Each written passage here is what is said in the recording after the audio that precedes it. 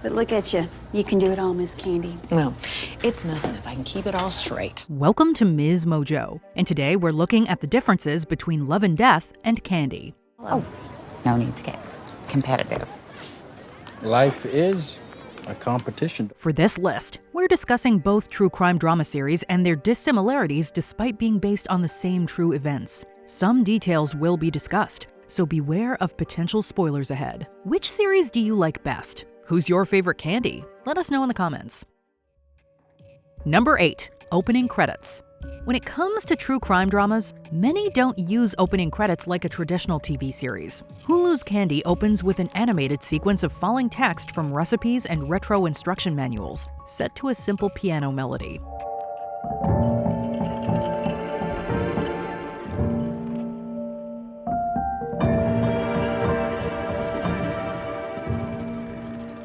HBO Max's Love and Death opted for a lyrical theme with Nina Simone's soulful hit Don't Let Me Be Misunderstood. The song plays over a montage of slow visuals, close-ups of blood, flowers, white picket fences, and various shots around the Texas town. But I'm just a soul whose intentions are good. Oh Lord, please don't let me be misunderstood. Each opening sets the tone for its respective series. Love and Death shows the mundanity of an idyllic environment, while Candy visualizes the destruction of the housewife trope.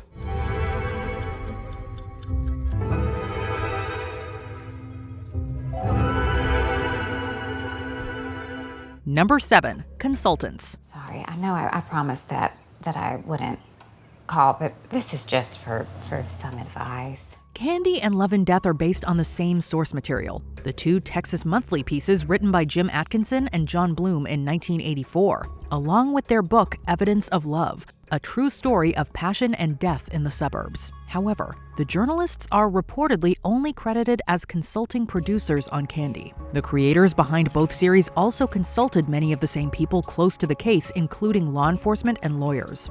One of Candy Montgomery's attorneys, Robert Udishin, spoke with the members of each production. He told Lake Highlands Advocate he was more involved with Love and Death, and as a result, he feels the series is more accurate than Candy when it comes to Montgomery's trial. My, whose wrath have you death incurred? Just my normal pillar and beacon of the community stuff. Number 6. Filming locations. Bring your project to Smithville. We'll make it come to life. It's no secret that film and television productions often use locations as stand-ins for the actual setting of the story. The real Candy Montgomery and Betty Gore lived in Texas when the crime took place. In December of 2021, the producers of Candy began filming the series in and around Georgia, including Atlanta and Decatur. Some areas in Atlanta have beautifully stepped in for 1980s suburban Texas. Some of the neighborhoods, church, and our house exteriors. The two southern states resemble each other enough that it goes unnoticed. Months before, Love and Death commenced production in Texas, with the main studio reportedly located in the city of Kyle. Some filming also reportedly took place in Austin at the Paramount Theater, where the cast and creators returned in March 2023 to screen the first episode at the South by Southwest Festival. We just thought we were telling a story about a time and a place where an absurd circumstance happened to small town people who meant well. Number 5. Character looks. Whether or not an actor resembles a real-life character they're portraying isn't always important, but it can help the audience immerse themselves in the story. People were impressed with Jessica Biel's transformation for Candy, especially the permed hair and distinct glasses.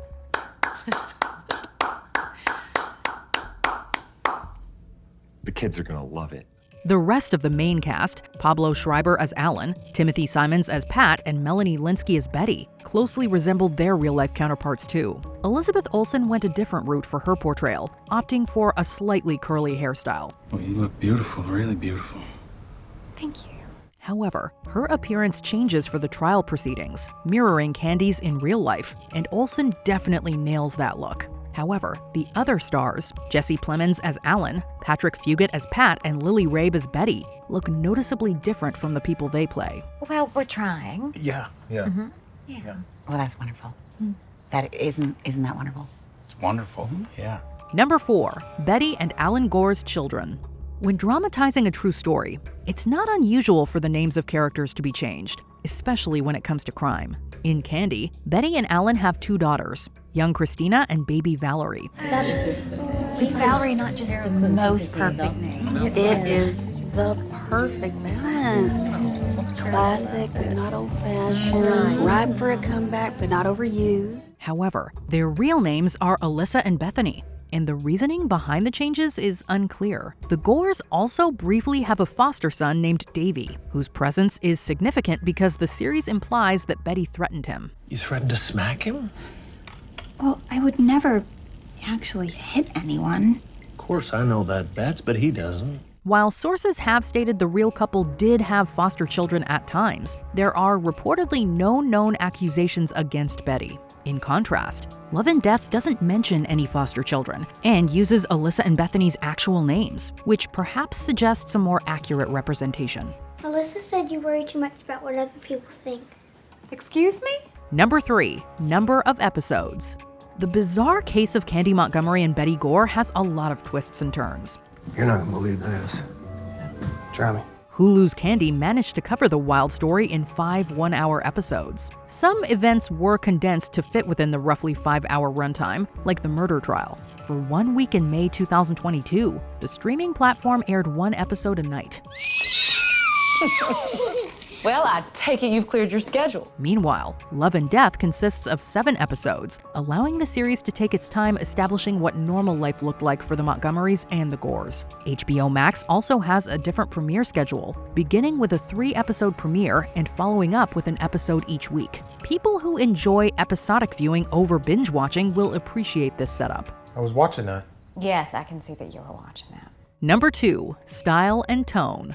One aspect that stands out about Love and Death is its dark humor. Writer David E. Kelley and director Leslie Linka Glatter, both also executive producers, explored comedy in their take. We licensed the rights to the 2 Texas Monthly articles, to the book Evidence of Love, and really followed pretty clearly with what was written. So yes, you're laughing at it, but it's what actually happened. Granted, laughs aren't what audiences expect when watching a true crime drama series. However, one could argue that the story is inherently comedic, in twisted ways, given the strange situation and shocking crime. Candy, meanwhile, likely provoked some laughs, especially scenes involving Candy and Alan's awkward sexual tension. But series creators Nick Atoska and Robin Veith decided to focus more on the drama of it all. We decided we could find a particular approach that would be unique and tell our version of the story that I think is going to be different than any other version that we've had. Some audiences may enjoy levity with the dark subject matter. Others may prefer a more intense, somber watch. Where you fall will probably influence which series you like more. Ever felt any responsibility for my emotions? Do you now? Before we continue, be sure to subscribe to our channel and ring the bell to get notified about our latest videos. You have the option to be notified for occasional videos or all of them. If you're on your phone, make sure you go into your settings and switch on notifications. Number 1, narrative structure.